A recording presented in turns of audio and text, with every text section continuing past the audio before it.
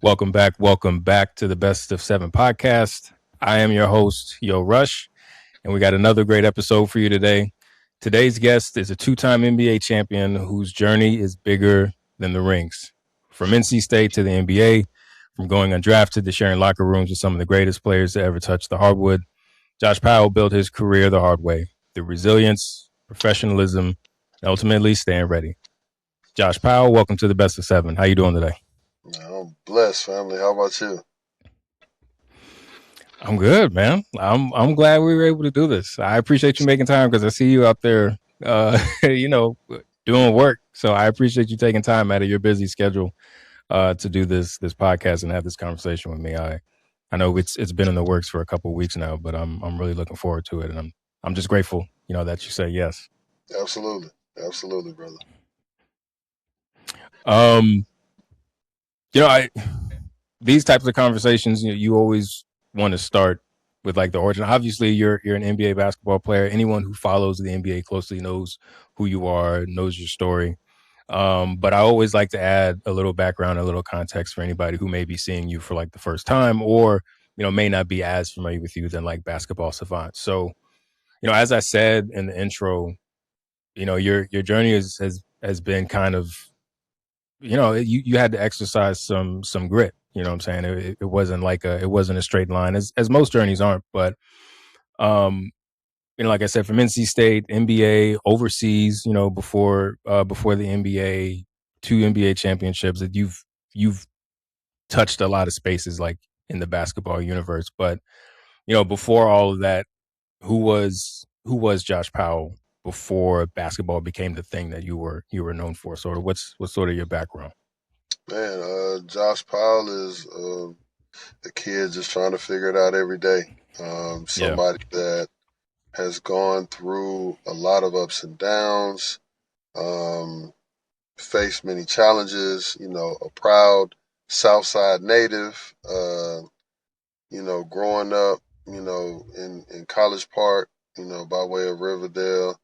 And a lot of things that I've seen and experienced, and sports was something that helped save my life and Mhm. gave me a sense of purpose and family and all of those things. And just a humble young man that was navigating life and trying my best to figure out who I was, trying my best to understand, all the moving pieces that happen, because my mom divorced my dad when I was young, and we moved, and then all of a sudden I'm living with my grandparents, and then all of a sudden I'm back with my mom, and just all the things that kind of went on, um, early on in childhood, and of course visiting my dad and going back and forth and all of those things. But yeah, man, just me being somebody that um, has always been humbled. I've always felt like I've had to prove myself to people or prove my worth to people, or, you know, um, seeking, I guess, kind of seeking validation a little bit early on. And then, just having to transform out of that. But everything that happened early on was so pivotal to how far I've come today. And it's been a huge part of my journey. So, I'm super grateful for those challenges and adversity and things like that. And I'm also super grateful for, the family and other people that supported along the way. Was there any one like challenge in particular? I know you mentioned like quite a few there, but was there one in particular that sort of impacted you the most? And was there one like particular family member around consistently that sort of helped you get over it, get through it, and then sort of make your way? Yeah, I mean, I got to shout out my mom, shout out my grandparents, shout out um, some of the coaches early on. As Mm. far as like a particular moment that stands out of like overcoming, um, honestly, like there was so many that I feel like each one was pivotal in its own right. Like for example, um, going through a divorce as a kid. A lot of times we don't speak about the challenges of that, depending on who or what they remember. But for me, I just remember taking a long ride with my mom, and she was talking to me, um, explaining the best that she could that it wasn't my fault or anything that I did, and that sometimes things in life just happen, and this is a new chapter, and I'm here for you if there's anything you need. That was kind of one of those things. So like pivoting, and then living with my aunt and my cousin, and then having another conversation whenever my grandparents basically took me, and it was like, oh, like, I got to get myself together, and this isn't about you. This has nothing to do with anything that you've done per se. But, this is just another way that we're pivoting, and you're going to be okay. You're going to be with people that love you. Your grandparents love you. They're going to take great care of you. And then adjusting to being a kid, but living with your grandparents and yes, ma'am, no, ma'am, and pull your pants up and actually having a job, bro, early. You feel me, King? Like I was working Yeah. selling biscuits and cleaning up sawdust mills and doing all these things. Like I had a ton of responsibility at 8, 9 years old, 10 years old. So, but these are things that taught me discipline and that taught me, to be dedicated to what I was doing and to stay the course and responsibility. So it's so many little pivotal moments, moving back with my mom, um, and her having a new partner and having stepbrothers and all of these things that really um, helped me along the way. Helped me to look at life differently, helped me to be grateful and appreciative. It taught me how to love.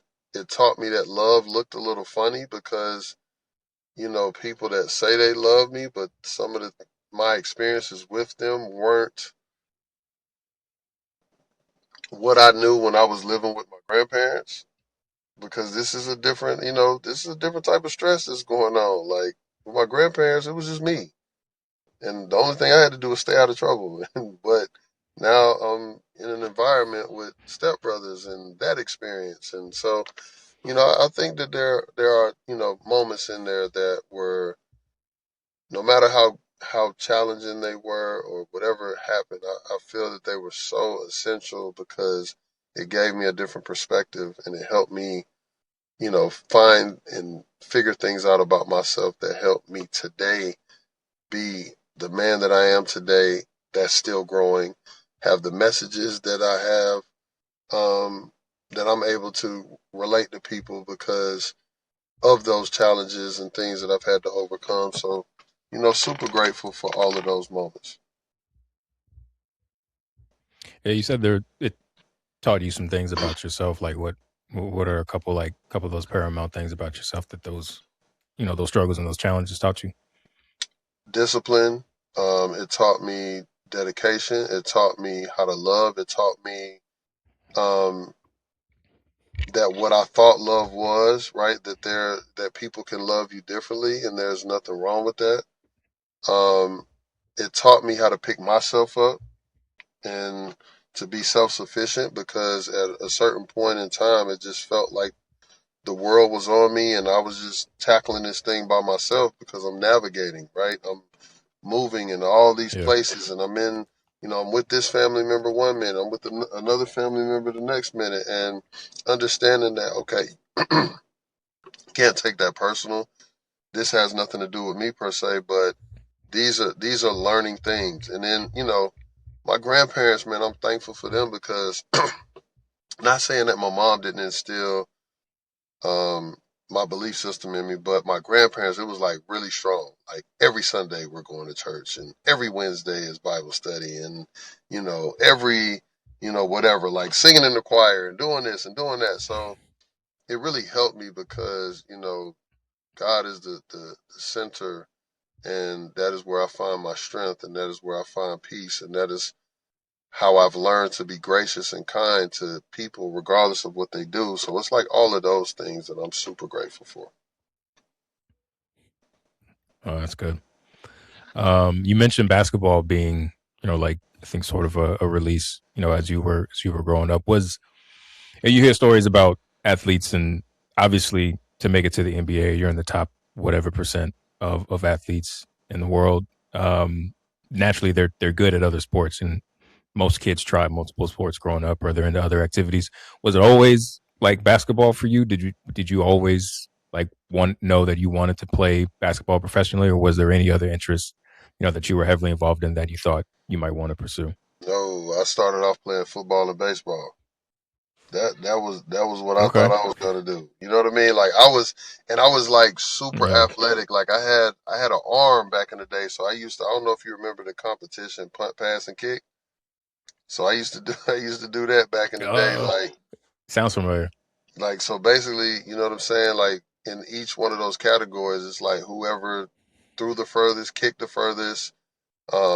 And I think we had to do a punt and then kicking it off the tee. So I'd always like baseball, basketball, and then I bumped into, excuse me, baseball and football, and I bumped into basketball later. Like the first time I saw basketball was watching my mom play in the gym. Never knew what the sport was. And then the first time I cut the TV on, the first team that I saw was the Houston Rockets. So that was my GOAT, Hakeem Olajuwon. You know what I'm saying? I'll challenge anybody on that. But Okay. that was my personal GOAT. Um, and Right. then I ended up playing basketball later because there was a coach, God rest his soul, Keith Winston, who came and said, "Hey man, you don't get your big butt out here and play on this basketball court. You don't need to be out there on that football court." So that's kind of like how things happened as I started to transition into basketball. Like I didn't grow up with a basketball hoop or a ball in my hand or doing none of that. Like I was doing everything else, and then it just kind of happened that way. And when I first bumped into the sport, it was more so, like I said earlier, I was seeking family, a place to belong because of some of the things that I was dealing with. But then over time, I started to notice as I continued to get more confident and grow and playing better that I was like, okay, I can get a free education doing this. And then the more I played, it was like, okay, I belong. I can see myself really doing something like this in the future. So that's how it evolved for me. I wasn't somebody Mm. didn't look at me How and be like, you the one. No, I had to work.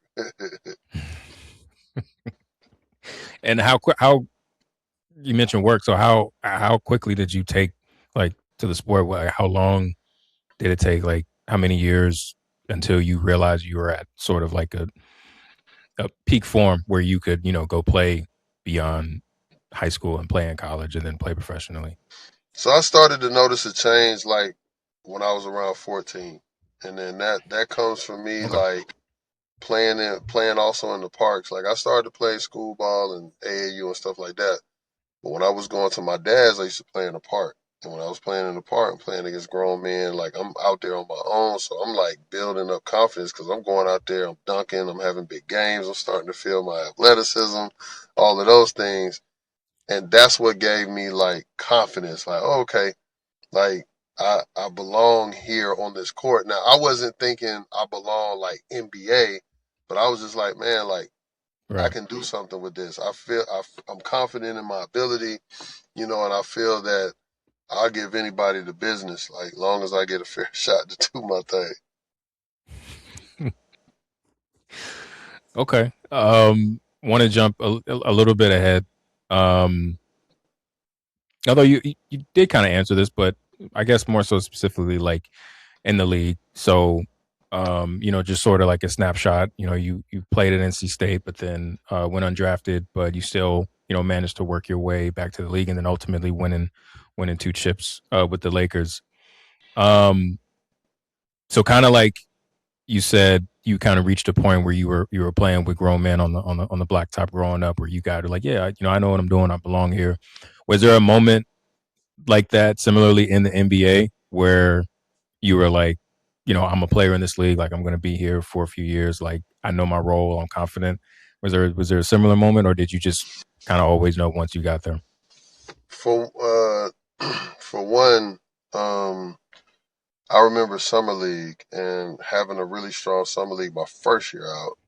But especially when I came, so I played my first summer league with Dallas. skipped a year. I played for Seattle and Miami, and then I did another year where I played for Dallas again. And I was putting up great numbers, just really being consistent, having a chance to showcase.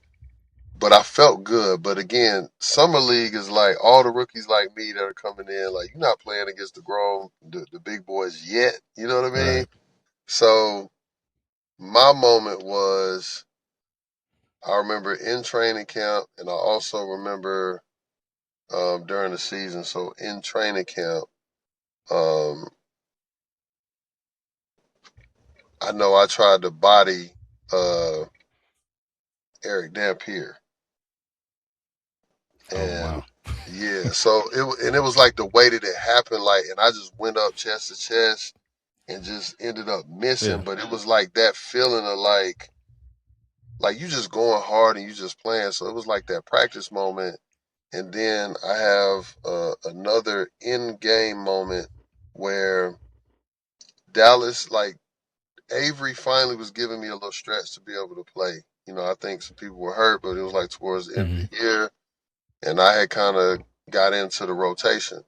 And I'm playing really good, like putting up some solid numbers and all of that. So I felt good about that. But there was one game I caught a rebound and it's like I caught it from distance, but I drop step and just took off and I got fouled, still tried to dunk it, but on the freeze frame of the picture, you can see my teammate Marquise Daniels in the back like making his face like ooh.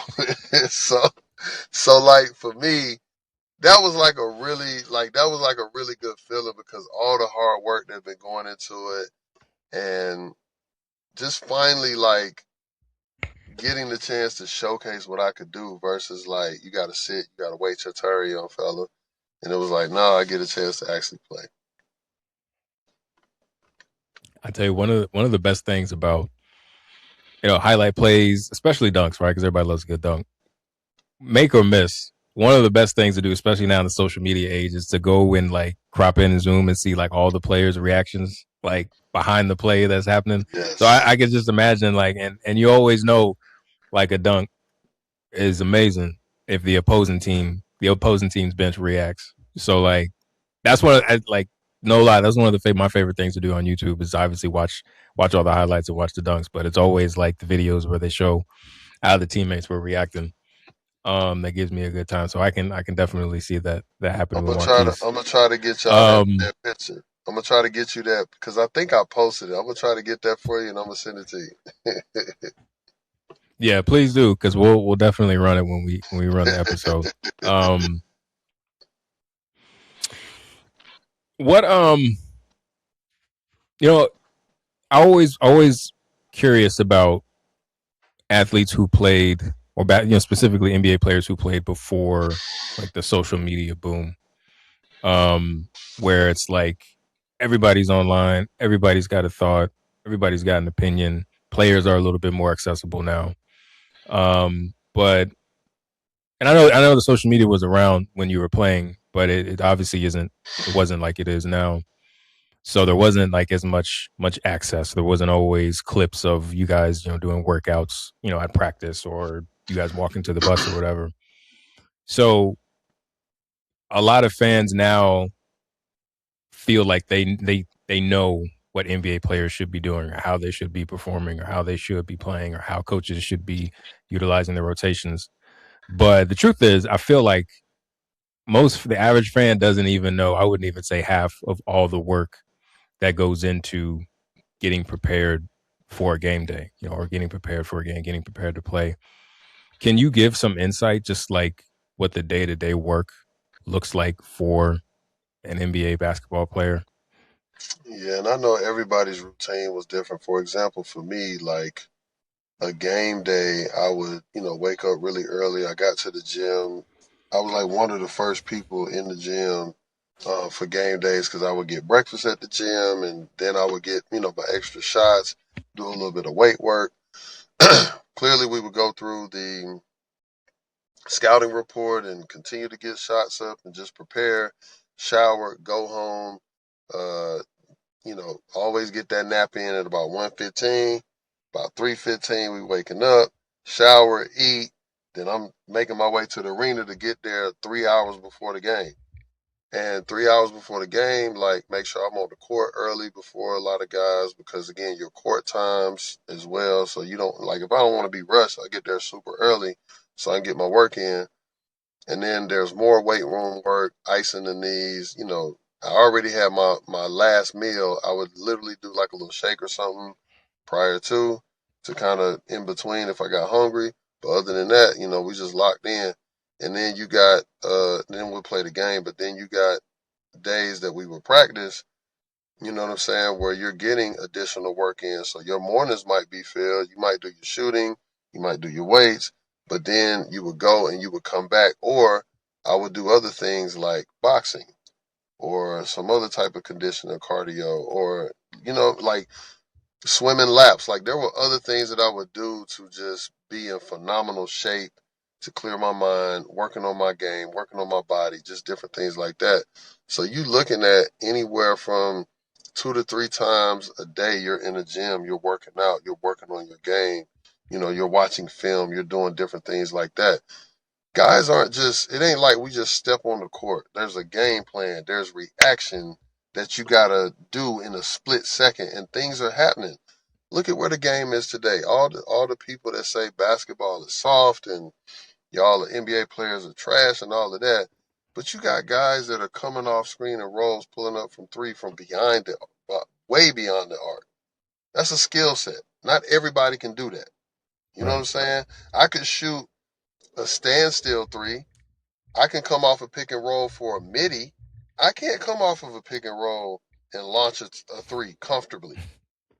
And I'm a pro. You know what I'm saying? I'm just being real and like that's my All right. skill. Like I know my skill set, and I'm just saying like all the people that always say like with their critiques and what you can do, you're making split decisions in real time. And everybody that has played, because a lot of people play sports growing up, rec ball, high school, whatever. Okay, cool. But then if you had a chance to go to college, you see how hard and difficult that is.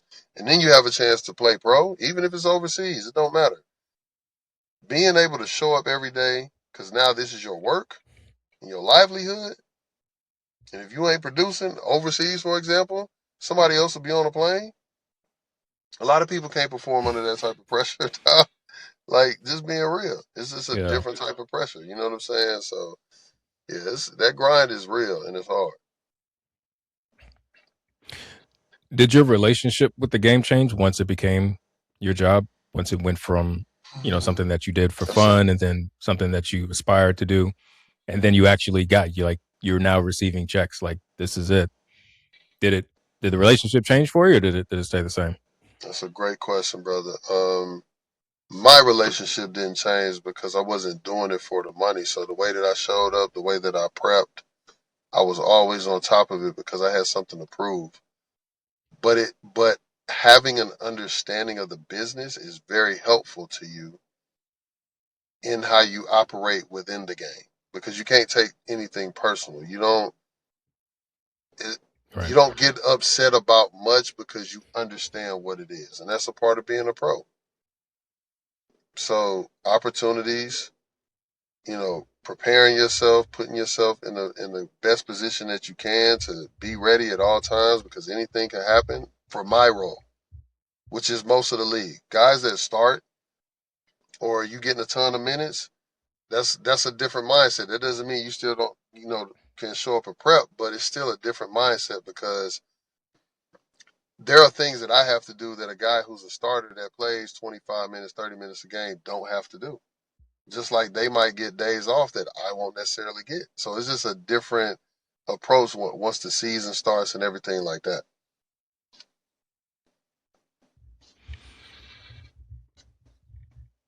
So that's very interesting having like different roles because in my mind, like, and it's perfect. It definitely underscores like what you were saying about people think that you guys just sort of step on the court. Like my frame of reference for basketball is high school, so everybody practices, right? Like we play 2 games, 2 3 games in a week. We got Saturday practice during Christmas break. everybody's there, right? No matter whether you're the All American or you're the 12th guy on the bench. I don't know if it was like that in college, but was that sort of an adjustment you had to make? Like damn, I got to be in here, you know, every time the practice gym is open, I got to be here. But so and so, because they're the superstar, they're making all the money. They don't. Was that like jarring or anything, or was it kind of just business as usual for you? No, it's definitely not business as usual because for one, like when you're on that level, the, if the superstar is doing things that you're not doing, that's a problem. Mm, And okay. the front office people are very aware. Like there are cameras everywhere. They know when you punch that card and you're coming in to get extra work. They pay attention to all of that. In high school, first of all, depending on if you had a car or not, but you only got so much access to a gym because you're a kid. You got to Right. be at home by a certain time. Like there's things that are involved in that. But as a bro, Dirk can't be in the gym getting more work in than you are. And the gangster part about it was, for Mm, example, Dirk was going to the gym at 11 at night. So a lot of people didn't see that.